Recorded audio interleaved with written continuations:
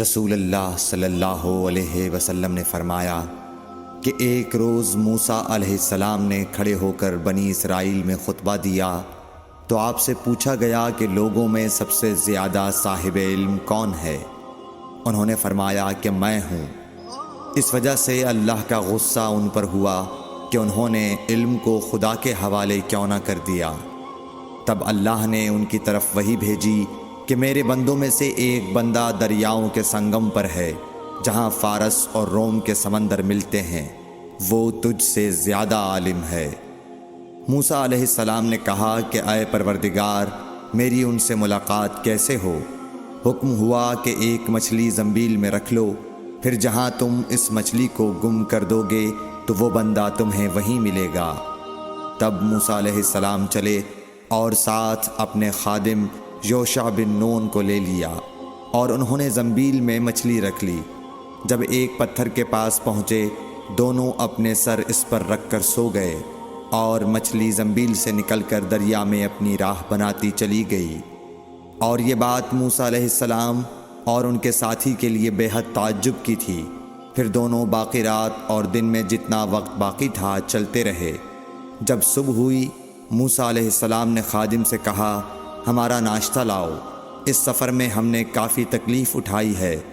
اور موسیٰ علیہ السلام بالکل نہیں تھکے تھے، مگر جب اس جگہ سے آگے نکل گئے جہاں تک انہیں جانے کا حکم ملا تھا، تب ان کے خادم نے کہا کہ کیا آپ نے دیکھا تھا کہ جب ہم صخرہ کے پاس ٹھہرے تھے تو میں مچھلی کا ذکر بھول گیا؟ بقول بعض صخرہ کے نیچے آب حیات تھا، وہ اس مچھلی پر پڑا اور وہ زندہ ہو کر بقدرت الہی دریا میں چل دی۔ یہ سن کر موسیٰ علیہ السلام بولے کہ یہی وہ جگہ ہے جس کی ہمیں تلاش تھی، تو وہ پچھلے پاؤں واپس ہو گئے۔ جب پتھر تک پہنچے تو دیکھا کہ ایک شخص کپڑا اوڑھے ہوئے موجود ہے۔ موسیٰ علیہ السلام نے انہیں سلام کیا۔ خضر نے کہا کہ تمہاری سرزمین میں سلام کہاں؟ پھر موسیٰ علیہ السلام نے کہا کہ میں موسیٰ ہوں۔ خضر بولے کہ بنی اسرائیل کے موسیٰ؟ انہوں نے جواب دیا ہاں۔ پھر کہا کہ کیا میں آپ کے ساتھ چل سکتا ہوں تاکہ آپ مجھے ہدایت کی وہ باتیں بتلاؤ جو اللہ نے خاص آپ ہی کو سکھلائی ہیں؟ خضر بولے کہ تم میرے ساتھ صبر نہیں کر سکو گے۔ اے موسیٰ، مجھے اللہ نے ایسا علم دیا ہے جسے تم نہیں جانتے، اور تم کو جو علم دیا ہے اسے میں نہیں جانتا۔ اس پر موسیٰ علیہ السلام نے کہا کہ خدا نے چاہا تو آپ مجھے صابر پاؤ گے، اور میں کسی بات میں آپ کی نافرمانی نہیں کروں گا۔ پھر دونوں دریا کے کنارے کنارے پیدل چلے۔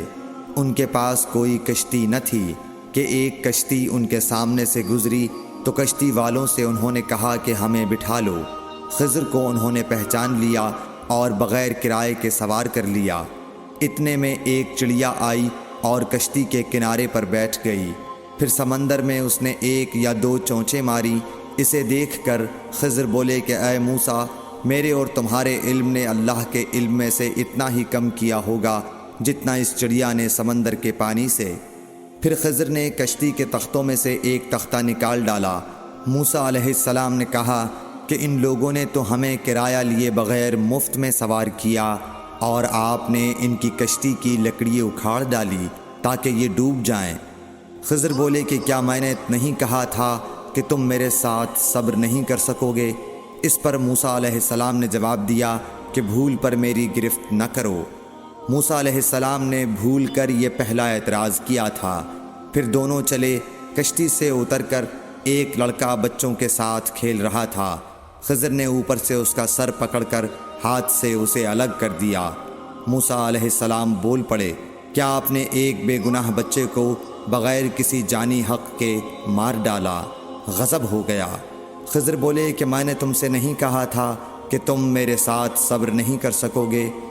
ابن عیینہ کہتے ہیں کہ اس کلام میں پہلے سے زیادہ تاکید ہے، کیونکہ پہلے کلام میں لفظ لکا نہیں کہا تھا، اس میں لکا زائد کیا، جس سے تاکید ظاہر ہے۔ پھر دونوں چلتے رہے، حتیٰ کہ ایک گاؤں والوں کے پاس آئے، ان سے کھانا لینا چاہا۔ انہوں نے کھانا کھلانے سے انکار کر دیا۔ انہوں نے وہیں دیکھا کہ ایک دیوار اسی گاؤں میں گرنے کے قریب تھی۔ خضر نے اپنے ہاتھ کے اشارے سے اسے سیدھا کر دیا۔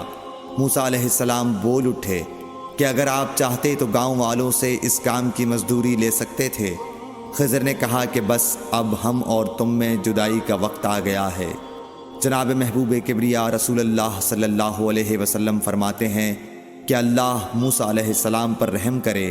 ہماری تمنا تھی کہ موسیٰ علیہ السلام کچھ دیر اور صبر کرتے تو مزید واقعات ان دونوں کے بیان کیے جاتے اور ہمارے سامنے روشنی میں آتے، مگر حضرت موسیٰ علیہ السلام کی عجلت نے اس علم لدنی کے سلسلے کو جلد ہی منقطع کرا دیا۔